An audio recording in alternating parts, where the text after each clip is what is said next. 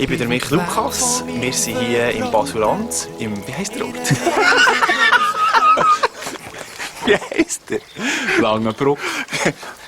Also ich bin der Michael Lukas. Wir sind hier in Langenbruck und wir sind hier in der Probe für das Urchig 2 am Jodeln üben. Ich hatte gerade am Anfang das Gefühl, dass sie mich mit offenen Armen aufnehmen. Ich habe noch nie gejodelt, aber sie haben mich gerade irgendwie aufgenommen und haben gesagt, hey komm, steh doch her, mach gerade mit. Und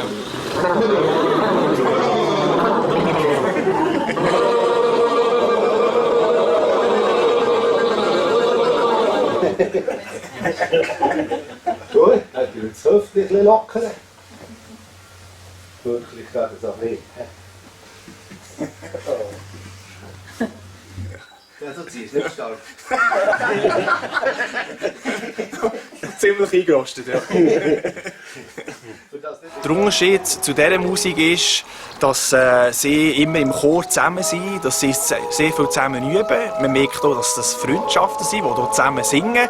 Bei uns ist es dann mehr Einzel und hier ist es in den Gruppen, wo sie zusammen musizieren.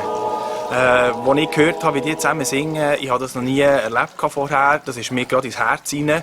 Man merkt hier, wir sind in den Bergen, das ist absolut echt und pur. Und für mich ist das ein mega Erlebnis.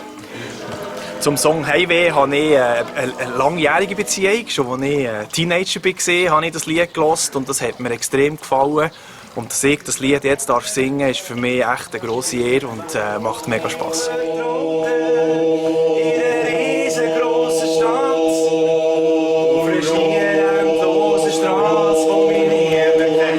Die Reise, die herführt mit dem Urchig, ich habe keine Ahnung, ehrlich gesagt. Ich stürze mich einfach rein, ich sauge alles auf, habe Spass dabei und man wird sehen. Und wirklich, es ist eine riesige Freude, mal etwas anderes zu erleben.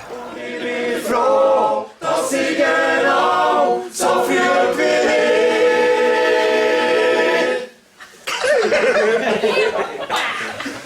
Gut. Und sehr schön, jetzt haben wir sehr gut geübt und ich freue mich schon ganz fest auf unsere Aufnahmen.